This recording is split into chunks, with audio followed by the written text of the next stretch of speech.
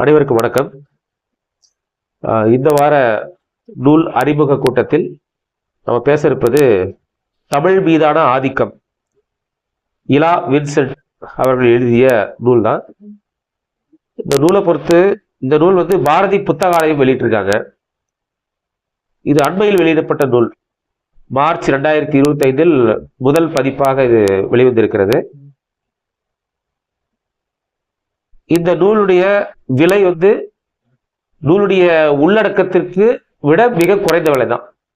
உள்ளடக்கத்தை ஒப்பிடும்போது இந்த விலை ரொம்ப மிக மிக குறைவு, 100 ரூபாய் தான். அதெல்லாம் அனைவரும் வாங்கி படிக்கலாம்.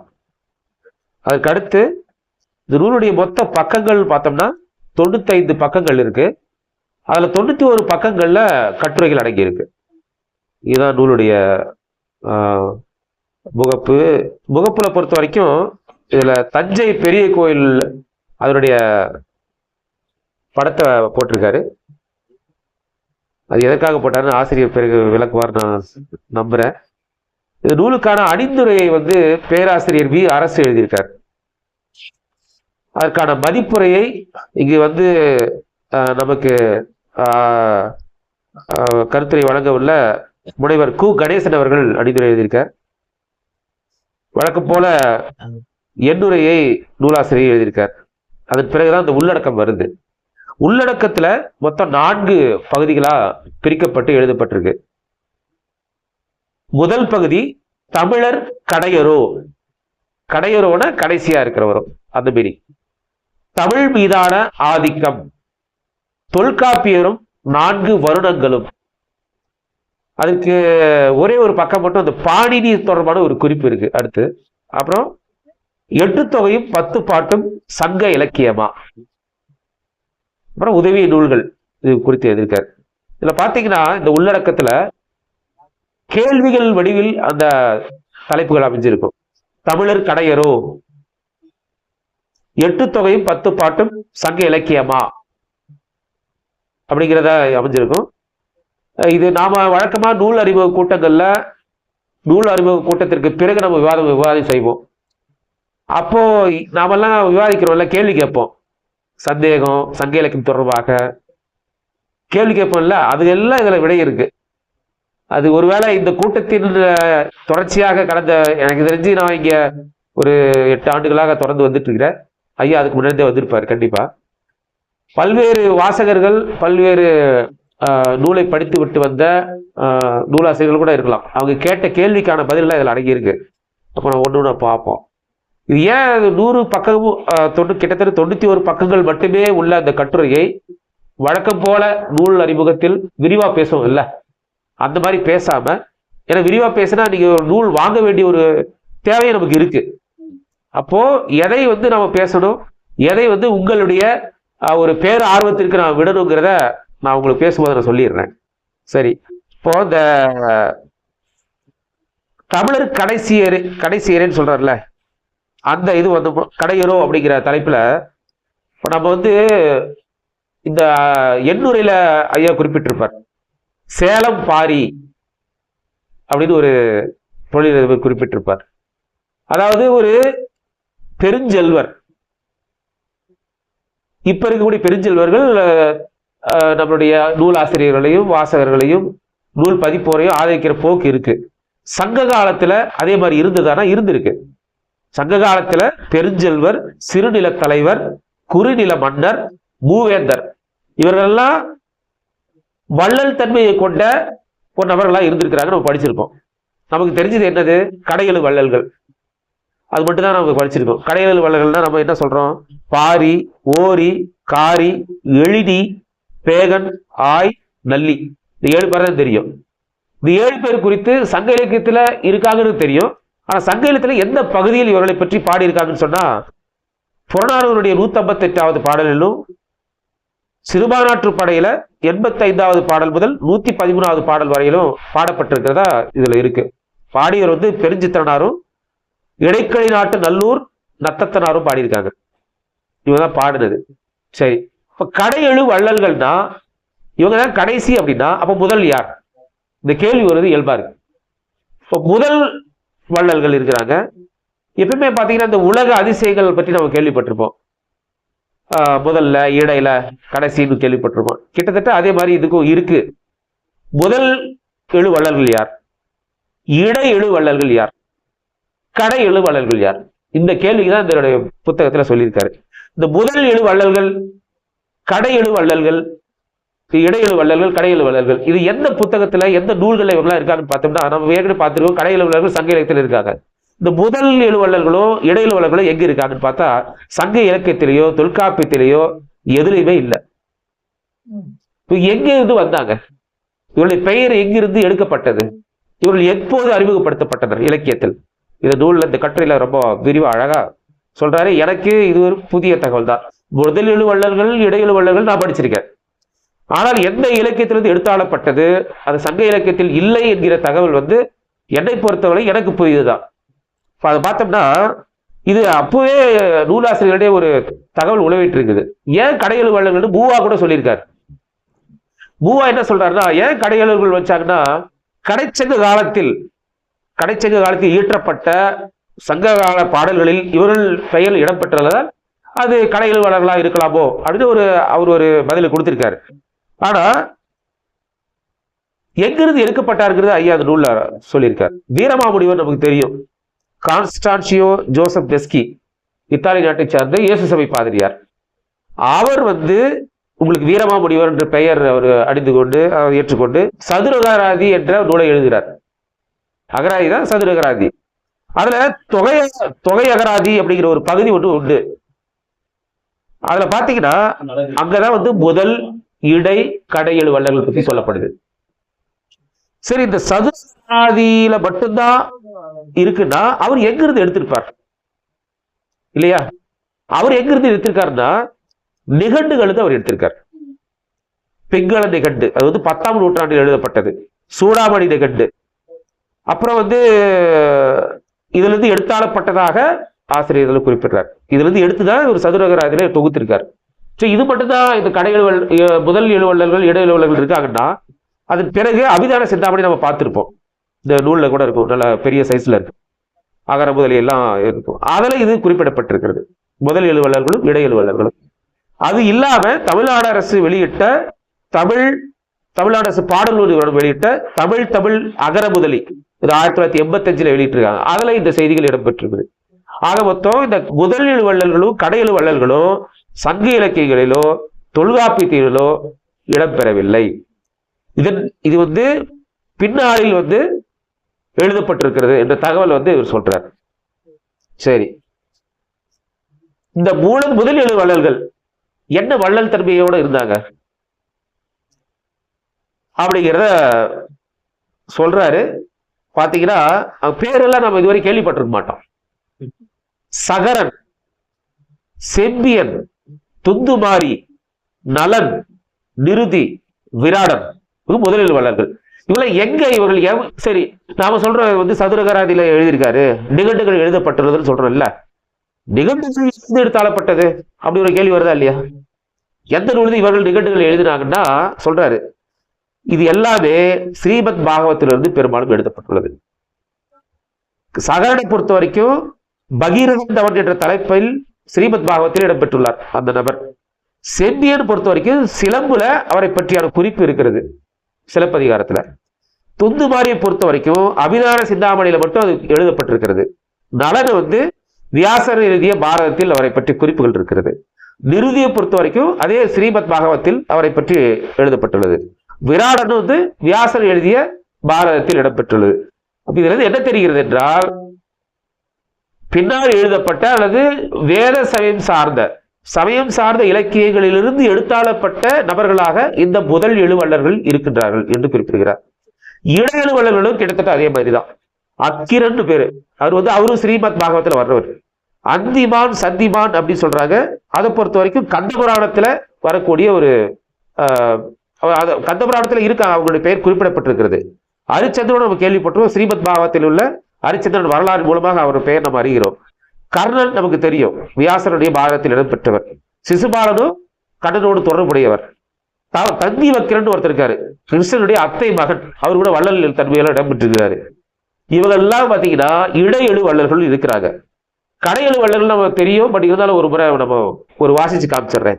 எழினி என்பது தெரியும். எழினி என்பவர் தகடுரை ஆண்ட அதியமான். இவர் தான் பேர் எழினி, பகுட்டு எழினி நினைக்கிறார், எழினின்னு சொல்லுவோம். அடுத்தது ஓரி, கொல்லிமலையை ஆண்ட மன்னன். காரி மலைமான் திருமுறிக்காரி, முள்ளூர் மலைப்பகுதியை ஆண்டவன். நல்லி தோட்டி மலைப்பகுதியை ஆண்டவன் தெரியும். பாரியை பொறுத்த வரைக்கும் பரம்பு மலையினுடைய மன்னன். பேகன் பொறுத்த வரைக்கும் பொதினி மலைக்கு தலைவன். மலையன் பொதியல் மலையின் தலைவன். இது கடையெழு வள்ளல்கள். இந்த முதல் 7 வள்ளல்களும் கடையெழு வள்ளல்களும் வியாசனுடைய பாரதம், ஸ்ரீமத் பாகவதம், சிவகாம புராணம், கந்த புராணம் போன்ற தொன்ம கதைகள் எழுதப்பட்டு தமிழில் வந்த உண்மையான வள்ளல்களுக்கு இழுக்கு ஏற்படும் வண்ணம் இது திரிக்கப்பட்டு எழுதப்பட்டுள்ளதாக இந்த கட்டுரை நமக்கு தெரிவிக்கிறது.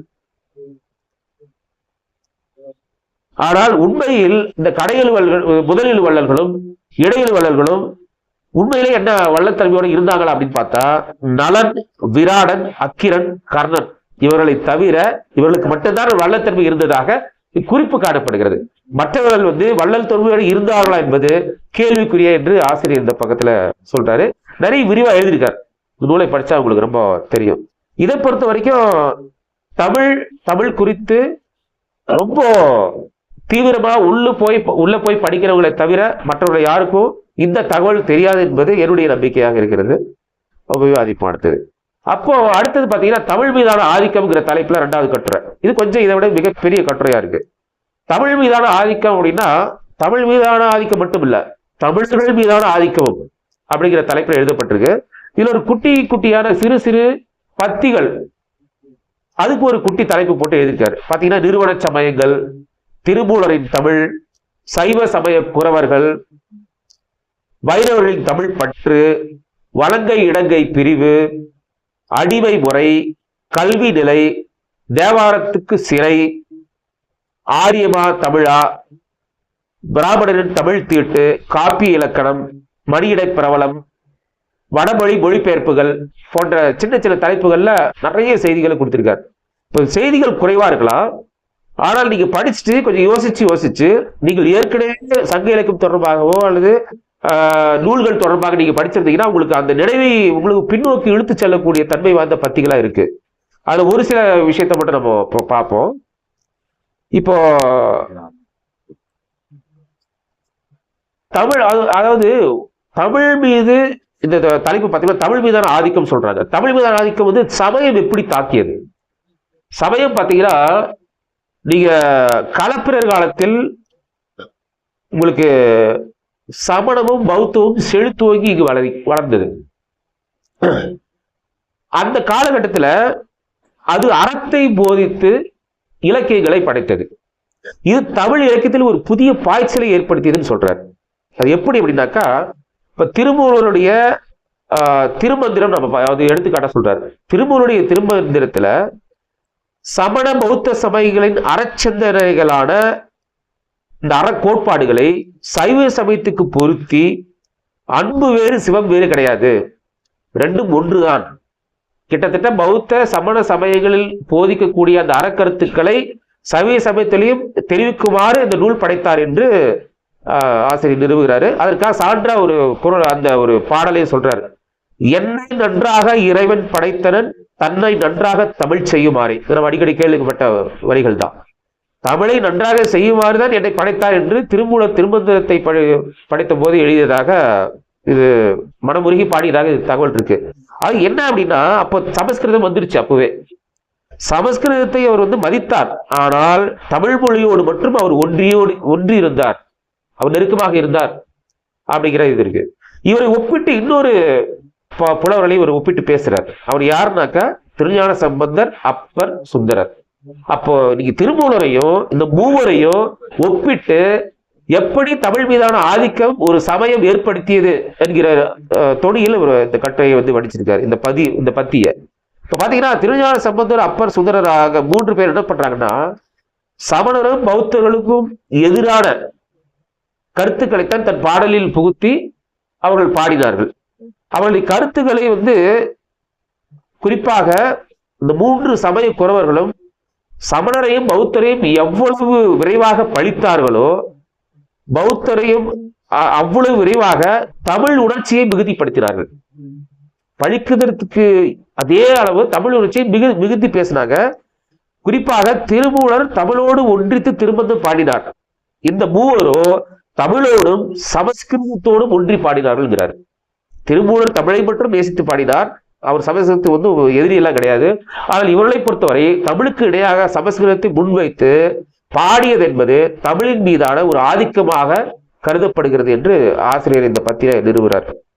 இதுல பாத்தீங்கன்னா திருவண்ணாமலை கோயிலை பத்தி அப்பர் ஒரு பாடல் பாடியிருக்கார். ஆரியனாகவும் தமிழனாகவும் அண்ணாமலையில் எழுந்தருளிருக்கும் இறைவன் என்று சொல்றார். தமிழ்ல தான் பாடுறாரு. ஆனாலும் அது வந்து சமயத்தை குறிப்பாக ஆரியமயமாக்கப்பட்ட கடவுளர்களை தமிழ் சமயத்தோடு புகுத்தி பாடியதாக சொல்றாரு. அதே போல இது சைவ சமயத்தை சார்ந்த சமயக்குறவர்கள் மட்டும்தான் அப்படி பாடினாங்களா அப்படின்னா வைணவ சமயத்தை சார்ந்த ஆழ்வார்களும் பாடி இருக்கிறதாகவும் தகவல் சொல்றார். அதாவது குறிப்பாக தேவர்களின் தலைவரான திருவரங்க பெருமாள் தமிழின் இந்த பாவினை போலவும் வடமொழியை போலவும் உயர்ந்தவன் அப்படிங்கிறார். அப்போ சைவ சமய குறவர்களும் வைணவ சமய ஆழ்வார்களும் வடமொழியை குறிப்பாக சமஸ்கிருதத்தை தமிழோடு இணைத்து அல்லது தமிழுக்கு இடையாக வைத்து போற்றி பாடியது என்பது தமிழின் மீது ஏற்படுத்தப்பட்ட ஒரு பாதிப்பு, தாக்குதல், ஆதிக்கம் என்ற வகையில் ஒரு கட்டுரை நிறுவுறாரு. நிறைய இருக்கு. அதே இது வந்து சமயம் மனிதர்களுக்கிடையே என்ன மாதிரியான தாக்கம் ஏற்பட்டது, அதாவது தமிழ்னா தமிழர்கள்னு வச்சுக்கலாம். தமிழ் மீது எந்த வகையான தாக்கம் ஏற்படுத்தப்பட்டது இந்த சமயம் அல்லது வேத சமயத்துடைய தாக்கம். இலங்கை வடங்கை குறித்து ஒரு பத்திர குறிப்பிடுறார். சுருக்கமாக இருந்தா கூட நம்ம படிக்கும்போது இது கொடுத்து நம்ம நிறைய படிக்கிற ஒரு ஆர்வம் வரும். நம்ம அடிக்கடி பேசுறதுதான். கிபி 11ஆம் நூற்றாண்டிலிருந்து ஆங்கிலேயர் ஆட்சிகள் நிலை பெறும் வரை இந்த வலங்கை இடங்கை பிரச்சனை இருந்துள்ளதாக தகவல் இருக்கிறது. குறிப்பாக காலின் மெக்கன்சி பிரபு அவர்கள் சேகரித்த அந்த ஓலைச்சுவடிகளிலிருந்து இந்த தகவல் எல்லாம் கிடைக்கப்பட்டதாக தகவல் இருக்கு. ஆனா அதை தாண்டி நிறைய நூல்கள் இருக்கு. பட் இதை வந்து நம்ம ஆதாரப்பூர்வமா நம்ம எடுத்துக்கலாம் அப்படிங்கிறாரு. இந்த தமிழ் சாதிகள் 98 சாதிகள் வலங்கை பிரிவாகவும் 98 சாதிகள் இடங்கை பிரிவாகவும் பிரிந்து ஒருத்தருக்கு வந்து சண்டை போட்டுக்கிறாங்க. இந்த சண்டை போட்டுக் கொள்வதை, அதாவது மோதலுக்கு உள்ளாக்குவது, சண்டை போட்டு சொல்றது மோதலுக்கு உள்ளாக்குவ வேலையை வேதியரும் பெருநிலக்கிழார்களும் இந்த மோதலை கிளப்பி விட்டனர் அப்படிங்கிறத அந்த கட்டுரையுடைய இந்த பத்தியினுடைய சாராம்சம். வேதியர்களும் நிலக்கிழார்களும் அரசாங்க சார்பில் நிலவரி, வீட்டு வரி போன்ற வரிகளை எல்லாம் வசூலித்து தங்கள் வசதியை பெருக்கிக் கொண்டு அந்த வேலையை செய்தனர். இது தமிழர்கள் மீதான ஒரு ஆதிக்கம் செலுத்தக்கூடிய ஒரு அம்சமாக இருந்ததுங்கிறது அந்த பத்தியினுடைய இது. இதே மாதிரி அடிமை முறை சொல்றாரு. கல்வி நிலையை பொறுத்த வரைக்கும் நமக்கு தெரியும். கல்வி நிலையை தமிழகத்தில் பொறுத்த வரைக்கும் அந்த காலகட்டத்தில் மன்னர்களுக்கும் பிராமணர்களுக்கும் வேத பள்ளிகள், கடிகை பள்ளிகள் இருந்தது. முழுக்க முழுக்க சமஸ்கிருதம் தான் சொல்லி தந்திருக்காங்க. ஆனா என்ன சொல்லி தந்தாங்க அப்படின்னு பார்த்தா வேதங்கள், இதிகாசங்கள், சிவ தர்மம், சோம சித்தாந்தம், மீமாம்சம், வியாக்கரணம் போன்ற வடமொழி இலக்கிய இலக்கணங்கள் மட்டும்தான் கற்பிக்கப்பட்டன. இவ்வாறு கற்பிக்கப்பட்டது என்பது தமிழ் மீதும் தமிழர்கள் மீதும் செலுத்திய ஒரு ஆதிக்கமாகவே இது கருதப்படுகிறது என்றது இந்த பத்தினுடைய சாராம்சம். சரி, இது ஒரு பக்கம். சைவ மடங்களில் உள்ள ஓதுவாரும் புலவர மரபினர் இருக்காங்கல்ல, அவங்க தமிழ் கற்பித்தனர் தான். ஆனால் அங்க இருந்தவர்கள் பெரும்பாலும் மேல் சாதியினரே என்பது இவருடைய கருத்து மட்டும் இல்ல, அது பொதுவான கருத்தும் கூட. அடுத்து பாத்தீங்கன்னா தேவாரத்துக்கு சிறைகிறது ஒரு ஆர்வம் மூட்டக்கூடிய ஒரு செய்தி தான் அது. இப்ப தேவாரம் வந்து எங்க இருந்ததுங்கிற நம்ம நிறைய புத்தகத்துல படிச்சு விவாதிச்சிருக்கோம். தேவாரத்தை பொறுத்த வரைக்கும் தமிழில் எழுதப்பட்ட அந்த பண்கள் இந்த தில்லைவாழ் அந்தணர்கள் எடுத்து எங்க பண்ணிட்டாங்க, கோயில்களை பூட்டி வச்சுட்டாங்க. இதை கேள்விப்பட்ட ராஜராஜ சோழன் வந்து அதை போய் அந்த கோவிலுடைய அந்த அறையை வந்து இடித்து பலவந்தமாக இடித்து அது உள்ள இருக்கிற அந்த ஓலைச்சுவடெல்லாம் எடுத்து நம்பியாண்டார் நம்பிகளை வைத்து தொகுத்து அதை வந்து பாட வைத்தார்கள் நம்ம கேள்விப்படுறோம். இதுல ஒரு செய்தியை நான் இதுவரை கேள்விப்படாத செய்தி என்ன அப்படின்னா, தேவார பாடலை எடுத்துடுறாங்க அந்த அறையிலிருந்து. எடுத்துட்டு நம்பியாண்டார் நம்பி தொகுக்கிறாரு வழியே எந்த பன்னிசையில் அது பாடுவது என்ற ஒரு சந்தேகம் அவங்களுக்கு வந்துருது. அப்போ இந்த பன்னிசையை பாடுபவர்கள் யாரு? பாணர்கள். அப்போ இவங்க என்ன பண்றாங்கன்னா திருநீலகண்ட யாழ்ப்பாணர் பரம்பரையை சார்ந்த, தாழ்த்தப்பட்ட குலத்தை சார்ந்த திருநீலகண்ட யாழ்ப்பாணர் பரம்பரை சார்ந்த ஒரு பெண்மணியை கூட்டிட்டு வராங்க. கூட்டிட்டு வந்து திருயக்கத்தம் புலியூர் கோவில்ல வச்சு கோவிலுக்கு வெளியே வச்சு இந்த பண்ணை எந்த பண்ணிசையில் பாடுவது என்றதை அவங்ககிட்ட கேட்டாங்க. அந்த அம்மா பாடுது. அப்புறம் திரும்பவும் வந்து சிதம்பரத்துக்கு கூட்டு வந்து இதே மாதிரி வெளியே நீக்கி வச்சுதான் பாடுறாங்க. அப்போ இவங்க என்ன சொல்ல வராங்கன்னா, இந்த மாதிரியான ஒரு தமிழ் பன்னிசைகளை வலுக்கட்டாயமாக ஒரு இடத்தில் போட்டு மறைத்து வைத்தது என்பது தமிழின் மீது ஏற்படுத்தப்பட்ட தாக்கம் என்கிற வகையில சொல்றாரு. இதே மாதிரி ஆரியமா தமிழமான்னு ஒரு அப்பவும் அங்க பிரச்சனை வந்திருக்குது. இதுல புயக்கொண்டான் என்ற ஒரு நபர் வந்து மதுரையில என்ன பண்ணிருக்காருன்னா, ஆரியம் நன்று தமிழ் தீது என்று உறக்க கத்தி பாடியிருக்கார். இதை கேள்விப்பட்ட நக்கீரர் என்ற புலவர் என்ன பண்ணியிருக்காருன்னா, கோபம் கொண்டு ஒரு அறம் பாடியிருக்கார். அப்பெல்லாம் அறம் பாடினா அவன் வந்து இறந்துடுவார், அவனுக்கு ஏதோ ஒரு கெடுதல் நடக்கும். அந்த நம்பிக்கை இருந்தது. அந்த நம்பிக்கை இப்பவும் இருக்கு. இப்போ நான் ஒரு இந்த பேட்டியில பார்த்தேன், இளையராஜனுடைய பேட்டி சமீபத்தில் பார்த்தேன். அவரு நம்ம இசை புலவர் வந்து மேத்தா மேத்தா வந்து வறுமையில் இருக்கும் பொழுது இவர் கூப்பிடுறாரு. ரொம்ப வறுமையில் இருக்கி ஒரு 4-5 பாட்டு உங்களுக்கு வாய்ப்பு தரேன், நீங்க எழுதுங்க, அதன் மூலமா அவங்களுடைய வறுமை ஏதோ ஒரு சமாளிக்கன்னு சொல்லும் போது, அப்போ அந்த ஒரு அந்த வறுமை தாக்கத்தால மேத்தா ஒரு எடுத்த உடனே ஒரு தவறான ஒரு தன்னுடைய நொடிப்பு நிலையை வெளிப்படுத்தக்கூடிய ஒரு பாட்டை எழுதுறாரு. அப்போ இளையராஜா பார்த்துட்டு, உங்கள் நொடிப்பு நிலையை வந்து நீங்க அப்படி விவரிக்கிறீங்க, கதைக்கு பொருந்தது இல்லைன்னு சொல்ல, ஆனால் இது அறம் பாடுற மாதிரி இருக்கு, இது நீங்க பாடினீங்கன்னா உங்களுக்கு மிகப்பெரிய கேடு, உங்களுக்கு ஒரு மோசமான சூழ்நிலை உருவாகும், தயவு செய்து இந்த வார்த்தையை எடுத்துட்டு நான் சொல்ற வார்த்தையை போடுங்கன்னு சொன்ன பேட்டி நான் படித்தேன். அப்ப அந்த மதுரையை சார்ந்த அந்த நபர்களுக்கு அறம்பாடுதான் ஒருத்தர் மோசமான நிலைக்கு போயிடுவாங்கிற நம்பிக்கை இன்றைக்கும் இருப்பதை அந்த பேட்டின் மூலமா நான் கண்டுக்கிட்டேன். ஆனா அந்த காலத்துல அது இருந்திருக்கு.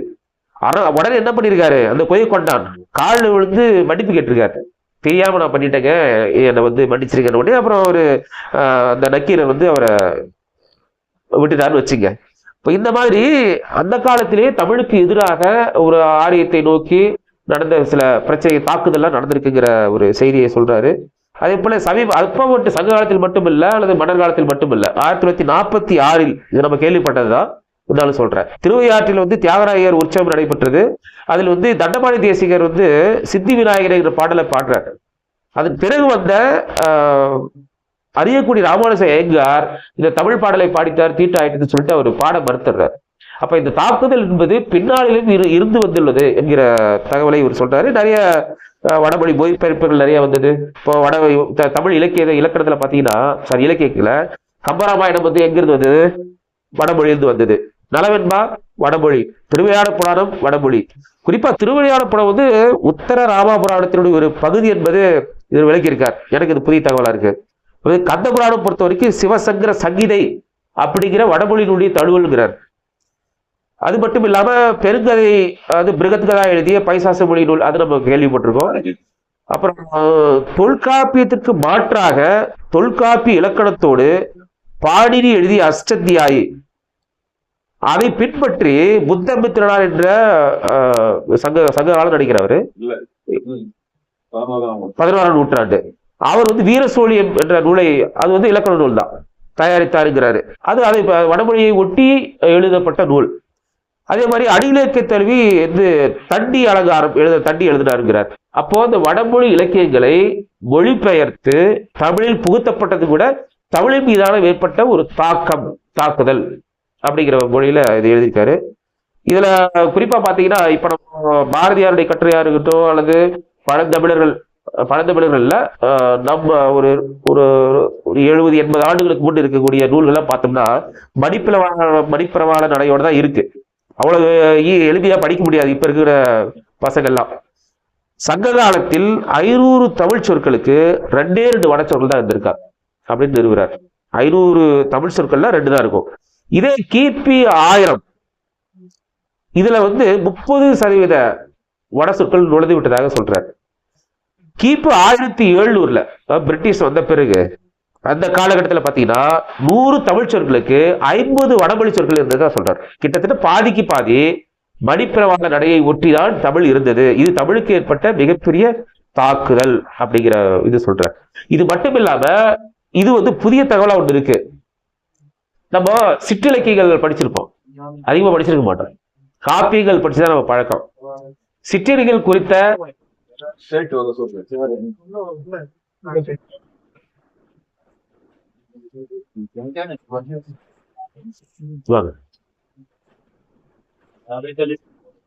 ஃபேன் ஃபேன் ஃபேன் இருக்கு. ஃபேன் ஃபேன் வாங்க.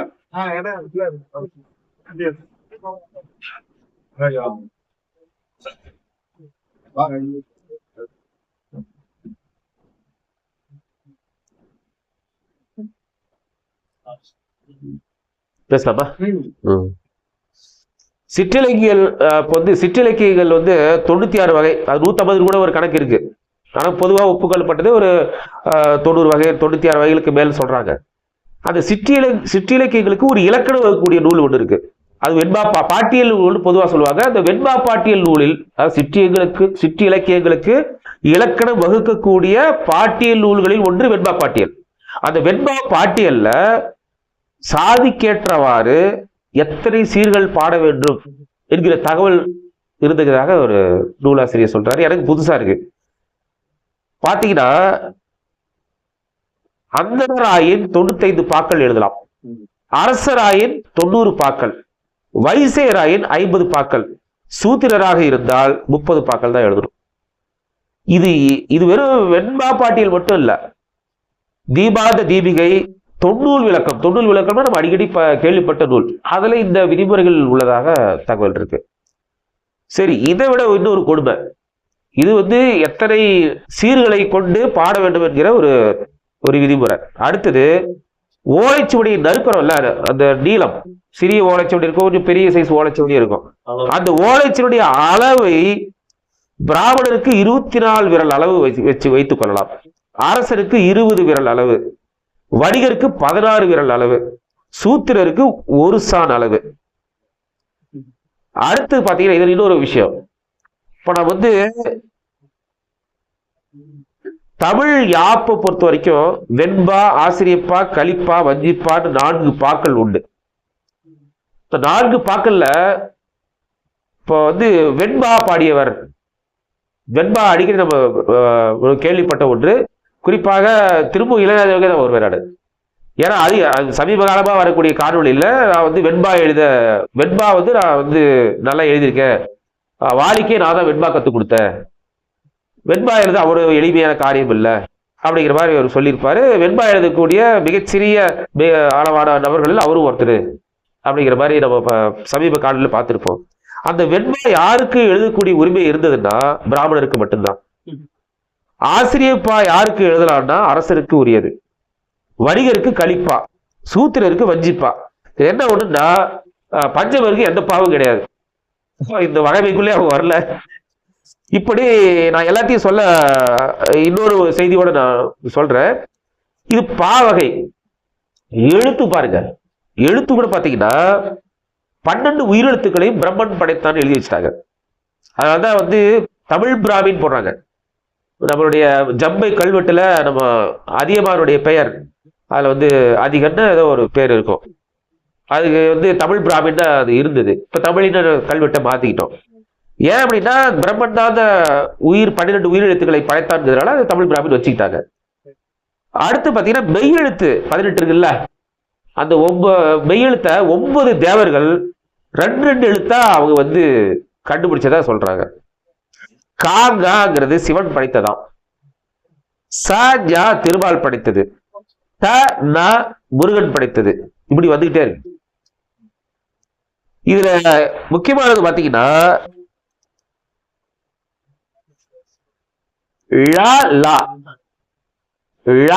தமிழுக்கு சிறப்பான எழுத்து இல்லையா? வேற எந்த மொழியிலும் நீங்க பார்க்க முடியாது. அது யாருக்குன்னா சூத்திர சாதிக்கு உரியதான்னு சொல்றாங்க. இதுல ஒரு நுட்பமான விஷயமும் அடங்கி இருக்கு.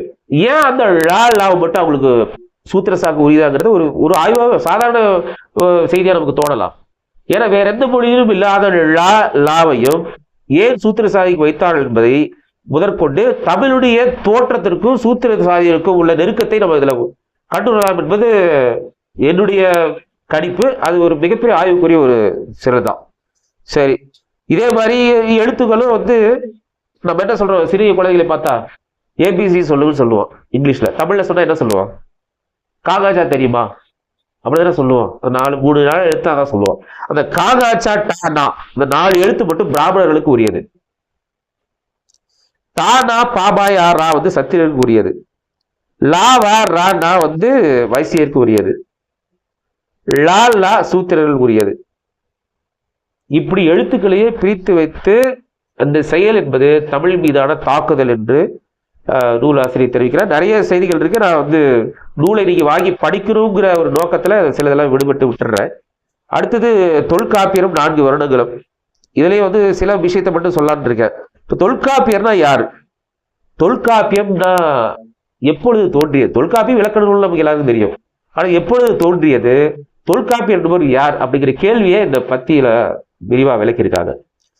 தொல்காப்பியர் என்பவர் பிராமணரா, சமணரா, பழந்தமிழ் குடியினரா அப்படிங்கிற பல்வேறு குழப்பங்களும் ஒவ்வொரு ஆசிரியரும் ஒவ்வொரு சொல்றதா நூலாசிரியர் சொல்றாரு.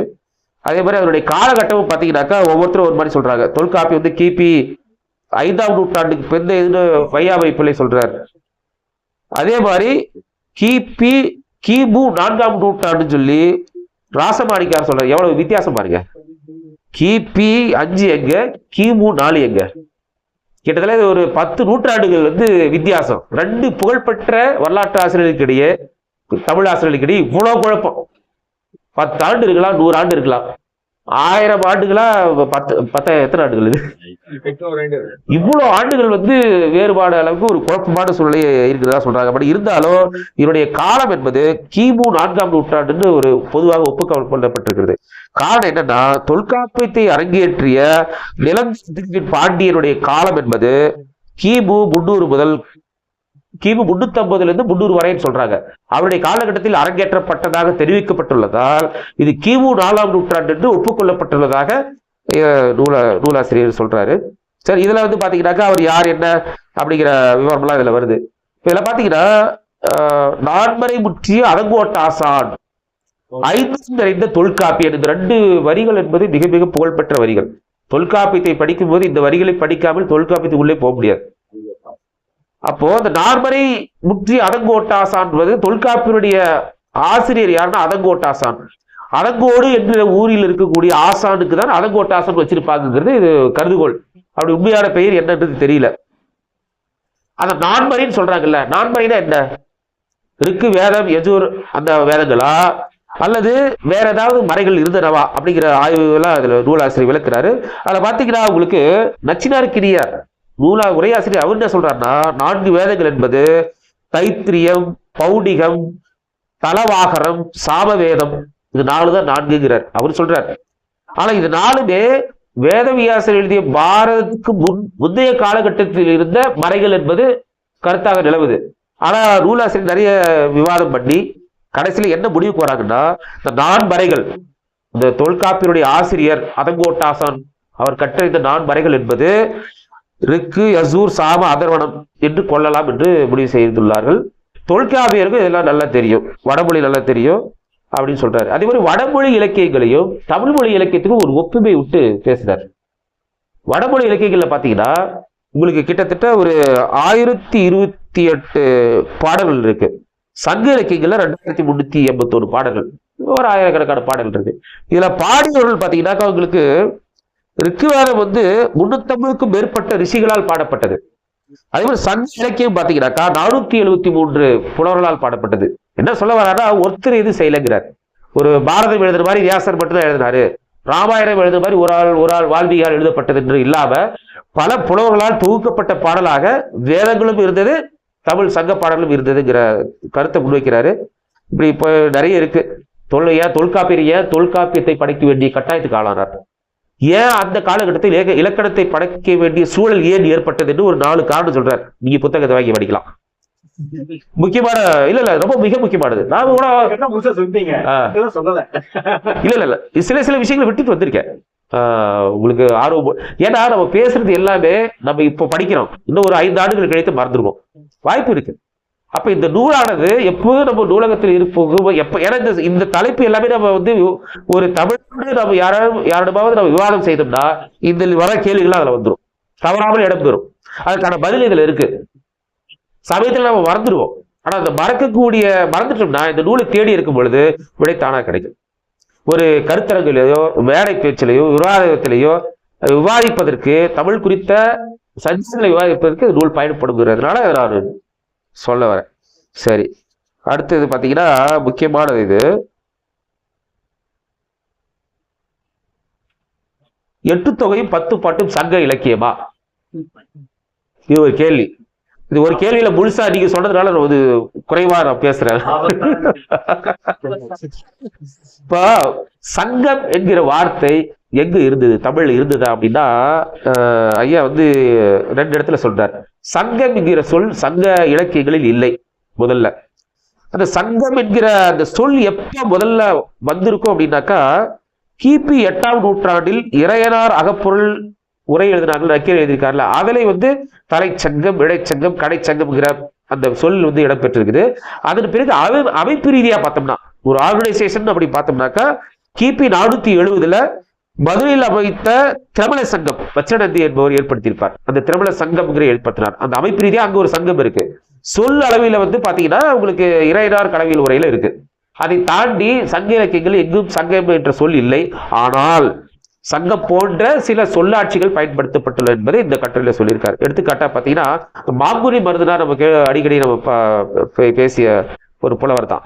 அவர் தலைமையிலான புலவர் குழு ஒன்று பல்யாக சாலை முதுகுடுமி பெருவெழுதி வல்வேலி என்னும் உணவளித்தல் செய்த போது ஒரு பாடலாம் உட்காந்து குழுவா பாடியிருக்காங்க. இந்த செய்தி என்பது மதுரை காஞ்சில இருக்கு.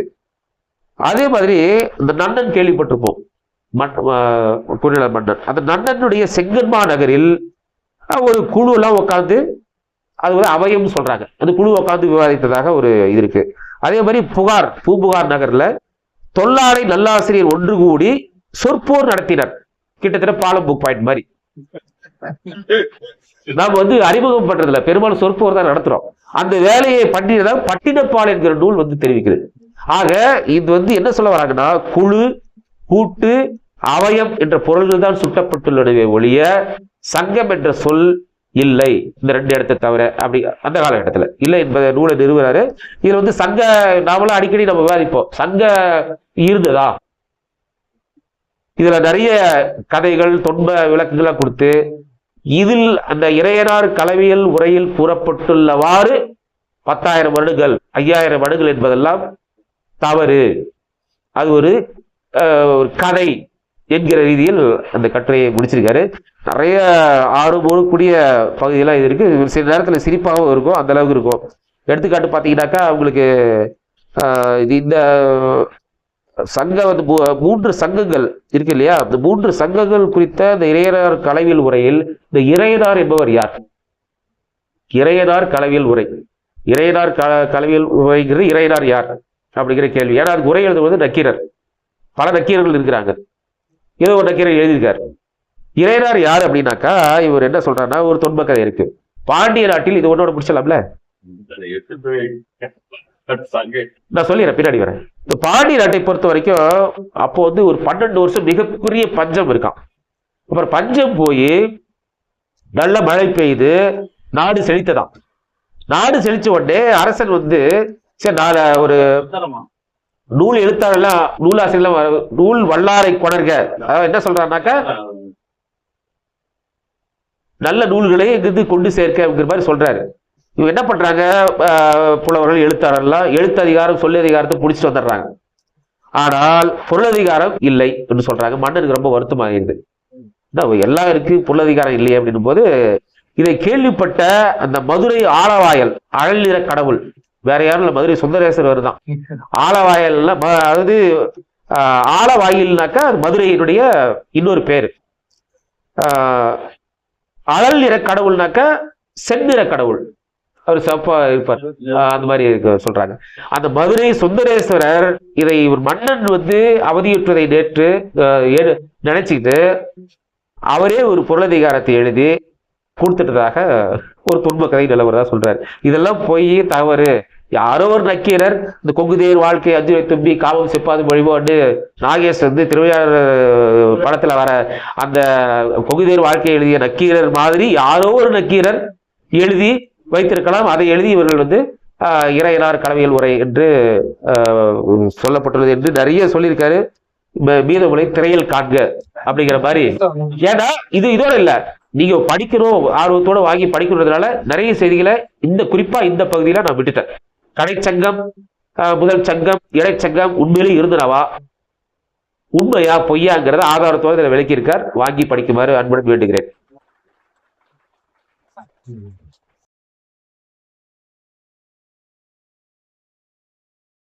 கிட்டத்தட்ட 86ல் பார்த்தா அதே மாதிரி தான் எழுதுவாரு. ஆக இது ஒரு நல்ல ஆகச்சிறந்த நம்ம மூளைக்கான வேலையை தேடல் முயற்சிறாரு. இப்ப செந்தில் சொல்றது மாதிரி ஊமை உருவம்னா அந்த காலத்தின் ஏற்ப இப்ப ஓலைச்சுவடிகள்லாம் இருந்தது. ஓலைச்சுவடி காலத்துல மனப்பாடம் பண்றதுக்கான வாய்ப்புகள் தான் இருந்திருக்கும். அப்ப அது எதுகை மோனையா இருக்கும்போது இப்ப நம்ம நாட்டுப்புற பாடலே பார்த்தீங்கன்னா அது ஆடு மேய்க்க அண்ணானவன், அண்ணனுக்கு ஆடு மேய்ச்சிட்டு அண்ணன் பண்டாட்டின்னு சொல்லி ஒரு பாட்டு வரும். அந்த எதுகை மணியே ஆனே சொல்லி பாடுவோம். அப்ப நாட்டுப்புற பாடல்கள் எல்லாம் அப்படிதான் இருக்கும். அது மாதிரி போல புறைய அன்ன வியற்ப என்னும்போது இந்த தண்டி அலங்காரத்தில் வரும். ஓமை சொல்லப்படுகிறதுக்காக இந்த வார்த்தையெல்லாம் போல உயர்த்தி தான் சொல்லுவாங்க. அதுக்கு உயர்ந்த ஒரு பொருட்டே ஓமை என்ப அப்படின்னு ஒரு ஓமை சொல்லும் போது நம்ம ஓமையை சொல்லும் போது ரொம்ப கஞ்சனா சொல்ல முடியாது.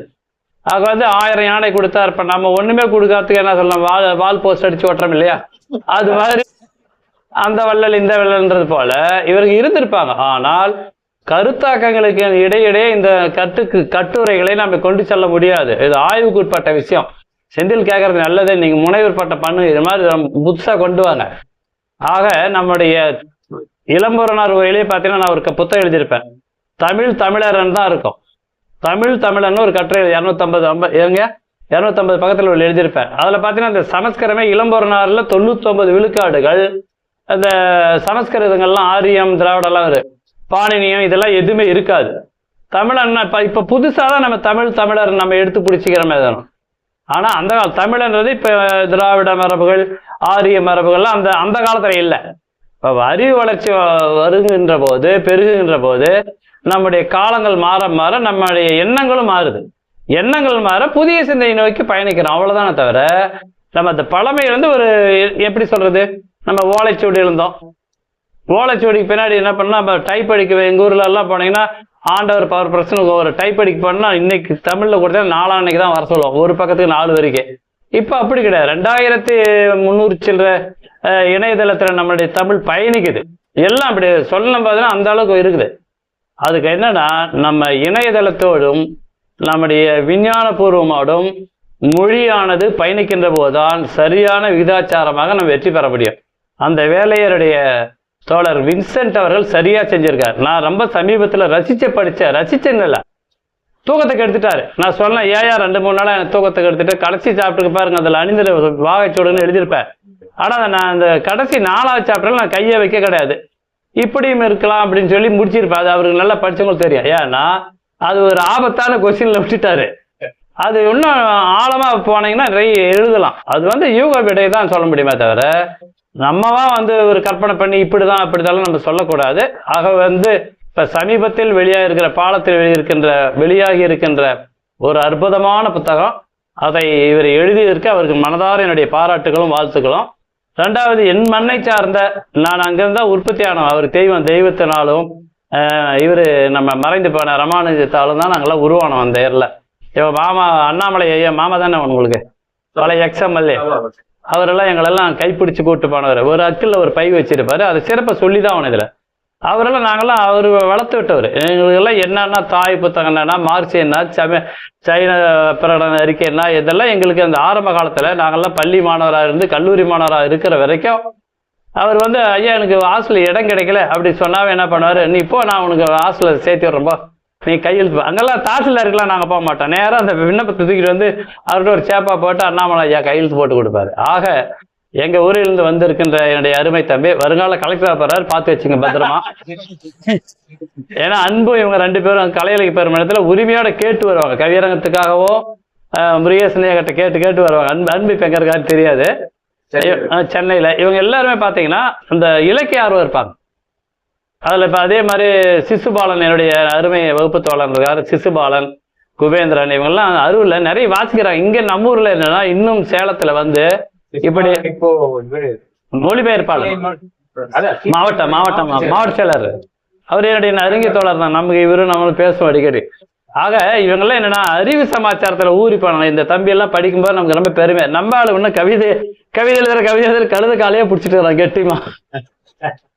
ஆக வந்து சிறப்பான விமர்சனம் பண்ண என்னுடைய தம்பியை மனதார வாழ்த்துக்கிறேன்.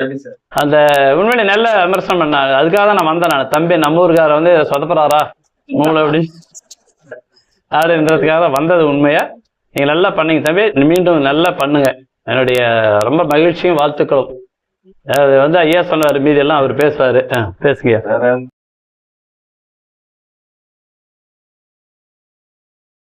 தோழர்களே, எல்லா விஷயங்களுக்கும் நீங்கள் எழுப்பின எல்லா காரியங்களுக்கும் உடனடியாக விடை காண முடியாது. ஆனாலும் இந்த 4 கட்டுரைகள் அடங்கிய இந்த நூலை மிக சிறப்பாக அதனுடைய சாரம் என்ன, இது எதை நோக்கி சிந்திக்க வைக்கிறது, நாம் ஏன் இதை படிக்க வேண்டும் என்பது குறித்த ஒரு தெளிவான அறிமுகத்தை ஐயா ஈஸ்வரன் அவர்கள் உங்களுக்கு இருக்காரு. அது ரொம்ப பாராட்டுகளை தெரிவித்துக் கொள்கிறேன். இரண்டாவதாக, இதில் இருக்கக்கூடிய பல விஷயங்கள் ஏற்கனவே பாலம் வாசகர் வட்டங்களில் அவ்வப்போது பேசப்பட்டவை அல்லது கலந்து விவாதிக்கப்பட்டவை. அதனால்தான் அதுல வந்து நன்றி சொல்லும் போது பாலம் வாசகர் வட்டம்னு குறிப்பிட்டிருக்கோம். அது பல பேசப்பட்டது என்பது. ரெண்டாவது, என்னுடைய செழுமையான பகுதிகளுக்கு காரணம் வந்து தோழர் சகஸ் தான். அவர் சில பாடல்களுக்கான விளக்கம் வேண்டும் அப்படின்னு கேட்டிருந்தாரு. அதே மாதிரி சில செய்திகளை வந்து நீங்க இன்னும் அதுக்கான சான்றுகள் வைக்கணும் அப்படின்னு. இப்போ பல சான்றுகள் பார்த்தீங்கன்னா ஒவ்வொன்றுக்குமான சான்றுகள் அதனால இணைக்கப்பட்டிருக்கும். அதில் எதை சொல்றோமோ அதுக்கான ஆதாரம் ஆதாரம் ஆதாரம் அப்படின்னு வந்துட்டே இருக்கும். இப்போ அந்த விஷயங்களை கூட உங்க எல்லாருடைய குறிப்பா எனக்கு அவருடைய ஒரு நம்பிக்கை என்னன்னா, அவர் 2 விஷயங்கள்ல, ஒன்று படைப்பிலக்கியம், கவிதையை தவிர்த்த படைப்பிலக்கியங்கள்லையும் ஆய்வு துறை சார்ந்த நூல்கள்லையும் எனக்கு தெரிஞ்சு இன்றைக்கு ஆலோசனையை சொல்லக்கூடியவராகவும் அல்லது அதை செழுமைப்படுத்தக்கூடிய ஆற்றல் மிக்கவராகவும் இருக்கக்கூடிய ஒரே நபர் தோழர் சகஸ் என்று நான் பதிவு செய்து வைத்திருக்கிறேன். அந்த அடிப்படையில் அவருடைய சில யோசனைகளை ஏற்று முழுக்க அதில் வந்து சரி செய்திருப்பேன். இப்போ கேட்ட கேள்வியை பொறுத்த மட்டும் என்ன அப்படின்னா, இவர் ஐயா செந்தில் கேட்ட விஷயங்களை பொறுத்த மட்டும் தொல்காப்பியர் வந்து 5 வகையான இலக்கணங்களுக்கும் எழுதியிருக்கார். எழுத்து, சொல், பொருள். அந்த பொருள் அதிகாரத்துக்குள்ளேயே யாப்பிலக்கணம், அணி இலக்கணத்தை வந்து அடக்கியிருக்கார். தனி நூல்களாக வந்து எழுதவில்லை, விரிவாகவும் எழுதவில்லை. அன்று இருந்தது ஆசிரியப்பாவும் சில வெண்பாக்களும் தான். அதை வந்து அவர் பதிவு செய்திருக்கார். அணி இலக்கணத்தை பொறுத்த மட்டும் உவமை, உருவகம் இந்த 2ஐயும் வந்து அவர் விரிவாக பதிவு செய்திருக்கார். அதற்கு பின்னால நமக்கு என்ன இல்லை அப்படின்னா, யாரும் வந்து எழுத்து இலக்கணமோ சொல் இலக்கணமோ பொருள் இலக்கணமோ வந்து யாப்போ அணி இலக்கணமோ எழுதலை.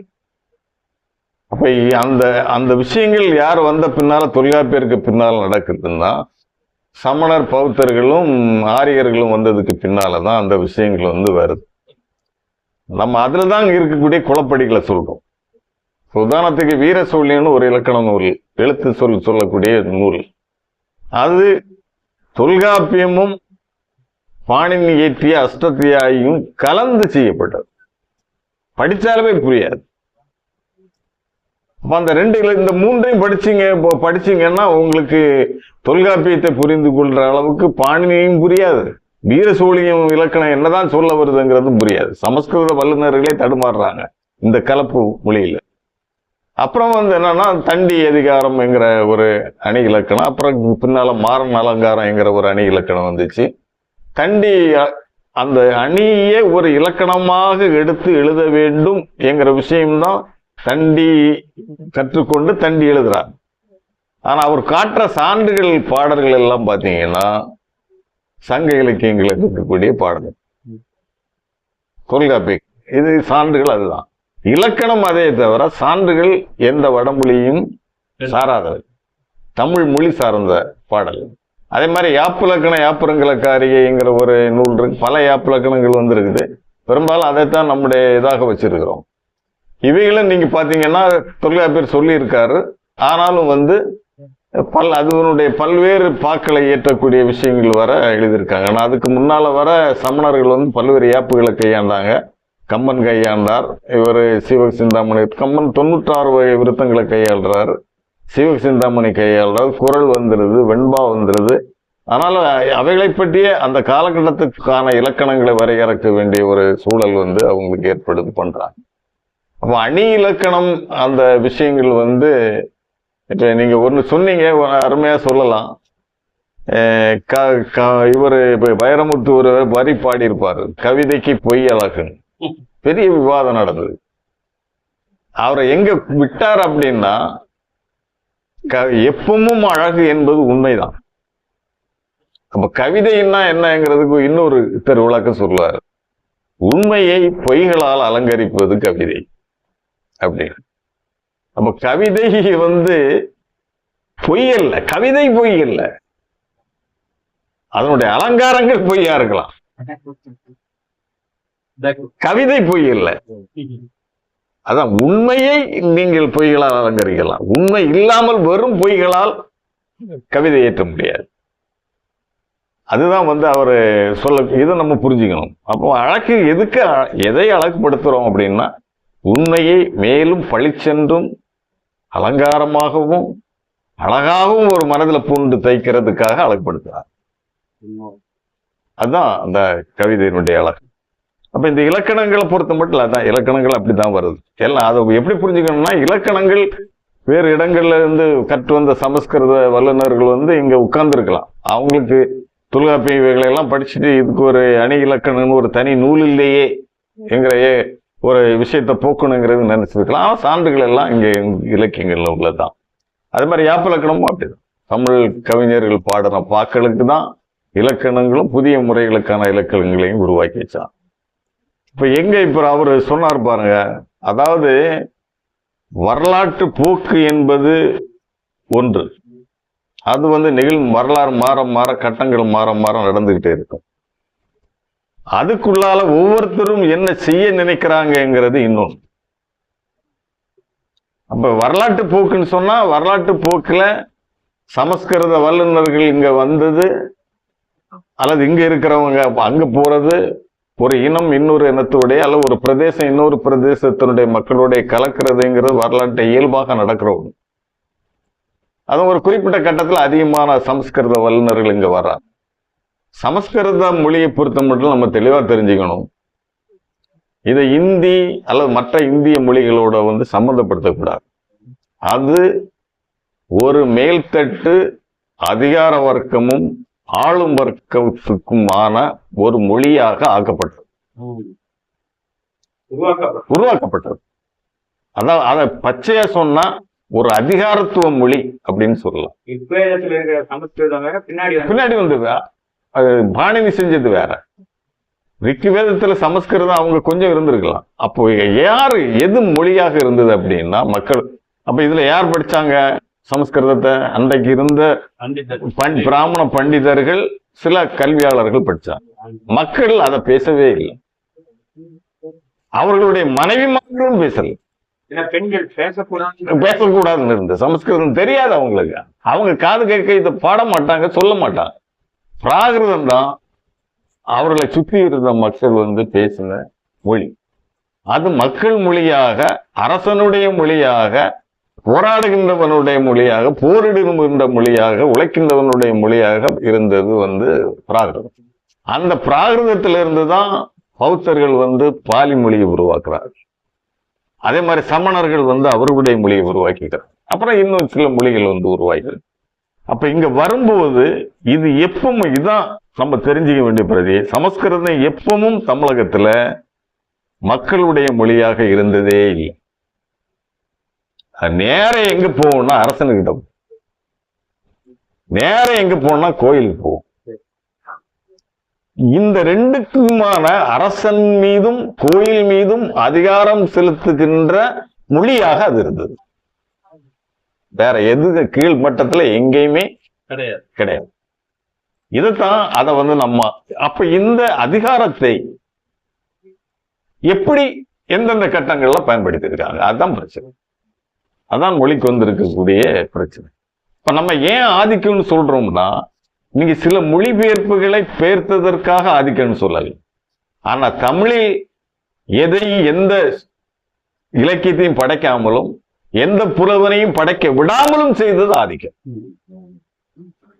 இதுதான். அப்ப ரெண்டாவது உங்களுக்கு என்னன்னா, அப்படின்னா அந்த இடத்தை எதை போட்டு நிரப்புனீங்க? சமஸ்கிருத இலக்கியங்களை மொழிபெயர்த்து இருக்கீங்க. அதுவும் மொழிபெயர்க்கிறதுக்கு தேவை இருந்தா இருந்தது, செஞ்சது நல்லதா, மொழிக்கு சில விஷயங்கள் நல்லது. ஆனா அதுல எங்க போய் சேருது அப்படின்னா, அப்ப தமிழ் புலவர்கள் என்னன்னாங்க, தமிழ் புலவர்கள் படிக்காசு புலவர்கள் வர கல்லைத்தான் மண்ணைத்தான் காய்ச்சித்தான் குடிச்சத்தான் அலைகிறாங்க. அப்ப தமிழ் புலவர்களை புறக்கணித்து விட்டு அவர்களுடைய இலக்கியங்களை படைப்பாற்றலை பிச்சை எடுக்க அலைய விட்டு விட்டு நீங்கள் அரசனோடும் கோயிலோடும் இணைந்து கொண்டு சமஸ்கிருதத்தை ஆட்சி மொழி, சோழர் காலத்திலே ஆட்சி மொழி, பல்லவர் பிரதேசத்துல ஆட்சி மொழி. அப்ப இங்க இருக்கக்கூடிய, அப்ப ஏன் ஆட்சி மொழி ஆகுது? இதைத்தான் நம்ம ஆதிக்கம்னு சொல்றோம். இங்க ஒரு இருக்கக்கூடிய மொழியை ஆட்சி மொழியாக ஆக்குறதுக்கு தடையா இருந்தது, அதனால் அது ஒரு ஆதிக்கம்னு சொல்றோம். இரண்டாவது, இது இலக்கிய படைப்புகள் மொழிபெயர்ப்புகள் என்பதோடு மட்டுமல்ல, நாங்கள் சுயமான இலக்கியத்தை படைக்க வேண்டியது மட்டுமல்ல, உங்களுக்கு ஒரு சரியான ஒரு நோக்கம் இருந்திருக்கிறது என்பதை சிற்றிலக்கியங்களுக்கு நீங்க சொல்லி இருக்கக்கூடிய இலக்கணங்கள் சொல்லு. உங்களுடைய நோக்கம் என்ன அப்படின்னா, மொழியை வர்ணமயமாக்குதல் மட்டும்தான் உங்களுடைய அதிகார நோக்கமாக. அப்ப அவர் சொன்ன எடுத்துக்காட்டுகள் இருக்கு பாருங்க, இது எல்லாமே தமிழ் படைப்புகளை வர்ணமயமாக்குவது. இதை நிச்சயமா ஒரு திட்டமிட்ட ஆதிக்கம் என்று என்னால எங்க வேணாலும் பாதுகாப்பு. அதுக்கான ஆதாரங்கள் இன்னும் நிறைய வச்சு. அப்ப அப்படின்னா நீங்க மொழியை ஒரு உங்களுடைய இலக்கியங்களை இந்த மக்கள் அறிந்து கொள்ள வேண்டும் என்று கற்பிப்பது வேற. இந்த மொழியே சமஸ்கிருதமயமாக வேண்டும், வர்ணமயமாக வேண்டும் என்பது திட்டமிட்ட வேலை. இது என்னுடைய கருத்து. இதுக்கு மாறுபட்ட கருத்துக்கள் இருக்கலாம். இன்னும் பேசப்பட்டுக்கிட்டு இருந்த அண்மையில ஒரு புத்தகம் வந்திருக்கு, நீங்க பார்த்திருப்பீங்க, தமிழ் சமஸ்கிருத செவ்வியல் உறவு. எந்த காலத்திலேயும் தமிழுக்கு சமஸ்கிருதத்துக்கும் செவ்வியல் உறவு இருந்ததே. அது அதிகாரத்துவ மொழி. இது சாதாரண மக்களும் மன்னனும் இணைந்து அவனுடைய தலைவனும் இணைந்து இயங்கிய மொழி. பிராகிருதத்தோட ஒப்பிடலாம். அப்ப இந்த மொழி ஆதிக்கம் என்பது என்ன சொல்றோம்னா, அப்ப ஒரு பக்கமும் தமிழ் இலக்கியங்களை படைக்க விடாமல் செய்வது, இன்னொரு பக்கம் அதற்கான உங்களுக்கு ஏத்த மாதிரி சமஸ்கிருதத்தையும் தமிழையும் கலந்த இலக்கணங்களை உருவாக்குவது, தமிழை வர்ணமயமாக்குவது, இவைகள் எல்லாம் சேர்ந்த ஒரு ஒட்டுமொத்த வேலையை ஆட்சி மொழியாக்குனது அல்லது கல்வெட்டுகளை மன்னர்களுக்கு மூலம் எழுதி வைத்தது. இவற்றுக்கு உள்ளே எல்லாம் ஒரு உள்நோக்கம் இருந்தது. அதுதான் நான் சொன்ன மொழியை, தமிழ் சமூகத்தை பச்சையா சொன்னா, சமூகத்துல ஒருத்தன் எப்படி ஜாதிக்கு வெளியே இருக்க முடியவில்லையோ அப்படியே தமிழ் எழுத்துக்களும் தமிழ் இலக்கணம் வர்ணத்துக்கு வெளியே நிக்கல, எல்லாம் அதுக்குள்ளால அடைத்து. இதைத்தான் நாம் ஆதிக்கம் என்று நான் குறிப்பிட விடுங்கிறேன். அதை நீங்க வேற சொற்களால குறிப்பிடலாம். அது உங்களுடைய சிந்தனைகளையும் இவைகளையும் பொறுத்தது. அப்ப இந்த மாதிரி சூழல்ல நம்ம என்ன சொல்றோம்னா, அவங்களே தான் நம்ம தொல்காப்பியத்துக்கு போறோம். அப்ப தொல்காப்பியத்துக்கு என்ன போறோம்னா, தொல்காப்பியர் அதை எழுதலைங்கிற வாதங்கள் இருக்கு. அது பல கட்டங்களால் எழுதப்படு. என்னவாக இருந்தாலும் இன்றைக்கு முதுகலைக்கு தொல்காப்பியம் பாடமா வைக்கப்பட்டிருக்கு. அவன் அனைத்தையும் படிக்கிறான். அவனுக்கு எந்த பேராசிரியனும் இது இடைச்சோறுகள், இதை நீ ஏற்றுக்கொள்ளக்கூடாதுன்னு கற்பிக்கிறது இல்லை. அல்லது எந்த தொல்காப்பிய பிரதியிலையும் அச்சிடும் போது இது நீக்கப்பட வேண்டிய பகுதின்னு எதுவும் சொல்லலை. எந்த உரையாசனும் சொல்லலை. அப்பதான் இது கேட்டாங்க பேராசிரியர். அப்ப கேட்டாங்க. அப்ப சொன்ன, நீ முதல்ல தொல்காப்பியத்தை இருக்கிற மாதிரியே கத்துக் கொடுப்பதை உன்னால் நிறுத்த முடியுமா? இந்த வர்ண சம்பந்தமான இந்த பகுதிகள் தொல்காப்பியத்துல இல்லை, அதை விட்டுட்டு நான் சொல்லி கொடுக்குறேன்னு வருவியா? இப்ப வர முடியாத பட்சத்தில் நான் இருக்கிறத பத்தி எழுதுறேன், நீ ஏற்றுக்கொண்டதை பத்தி எழுதுறேன், நீ பாடமா வச்சிருக்கிறத பத்தி சொல்றேன், அதுல என்ன இருக்குன்னு சொல்றேன். அது மற்ற விஷயங்கள் நீங்க படிச்சுக்கலாம். இந்த 8 தொகை 10 பாட்டு சங்க இலக்கியமாங்கிற விஷயங்கள், அதுல இன்றைக்கு விக்கிபீடியாவிலேயே அல்ல நெட்லேயே போனாங்கன்னா பல இளம் மாணவர்கள் வந்து அதை ஒத்துக்கல. அங்கே அப்படி ஒன்று இல்லைங்கிறத தான் அவங்க பதிவு பண்ணிட்டே போறாங்க. நம்ம விவாதங்கள் இருக்கு, அது விவாதிக்கலாம். அதாவது 1964 வரை இன்றைக்கு கத்தோலிக்க கிறிஸ்தவர்கள் வந்து லத்தீனை தான் பயன்படுத்தினாங்க வழிபாட்டுக்கு. இன்னொன்னு ஆதிக்கம்னு என்ன சொல்லும் இந்த நூல்ல சொல்லியிருக்கோம் அப்படின்னா, எப்படி தமிழ் மொழியினால வழிபாடு நடத்தப்பட்ட தமிழ்நாட்டு கோயில்கள் எப்படி தமிழ் நீசம் இங்க கொண்டு வராத, எங்க காதுல விடாத அப்படின்னு எப்படி சொல்ல முடிஞ்சது? எந்த சூழல்ல அது வருது? இன்னைக்கு வர நீச மொழின்னு என்ன 1918 வந்து சங்கராச்சாரியார் தமிழ் தாய் வாழ்த்து வரும்போது உட்கார்ந்து இருக்காருன்னு அப்படி ஒரு எண்ணம் எப்படி வருது? இது இழிவுபடுத்துற மனோபாவம் இல்லையா, அல்லது ஆதிக்க மனோபாவம் இல்லையா? நான் இது அவரை சொல்லல, பொதுவா சொல்றேன். இதைத்தான் நம்ம வந்து அதுல குறிப்பிட விரும்புறோம். அப்போ கோயில்ல வந்து அப்ப வந்து நம்ம எழுப்புற கேள்வி என்னன்னா, இந்த புத்தகத்துல எழுப்பி இருக்கிற கேள்வி, சிவபெருமான் இருந்து முதல் சங்கத்துல இருந்து வளர்த்த மொழிய, சங்கம் அமைத்து வளர்த்த மொழியே சிவபெருமானுக்கு கேட்காதுங்கிற, புரியாதுங்கிற. திருஞான சம்பந்தர் பாடி புதுமையில் செஞ்ச மொழிய நீச மொழிங்கிற. திருநாவுக்கரசர் சுந்தர் எல்லாம் பாடினா அந்த திருவாலக்காய் கதவு இவர் பாடினா அடைக்குது, அவர் பாடினா திறக்குது. யாரு செஞ்சா இது? இல்லை, இதெல்லாம் பொய்ன்னு சொல்லு. இல்ல தமிழவனுக்கு கேட்காதுன்னு சொல்ற. அப்ப இதெல்லாம் தான் நம்ம ஒரு ஆதிக்க மனோபாவம் அப்படின்னு குறிப்பிடுறோம். அது ஏற்கிறது ஏற்காதது வந்து வேறு விஷயம். அதாவது இப்பவுமே என்ன கேட்டா, நம்மால ஒத்துக்க முடியலையே தவிர கடந்த 10-15 ஆண்டுகளா சமஸ்கிருத மனோபாவம் தான் வளர்ந்து வருது. இதுதான் நம்மால நமக்குடைய உணர்வும் நாம் வெளிப்படையா சொல்ல முடியாமையும் இருக்கக்கூடிய தமிழகத்தினுடைய நிலைமை.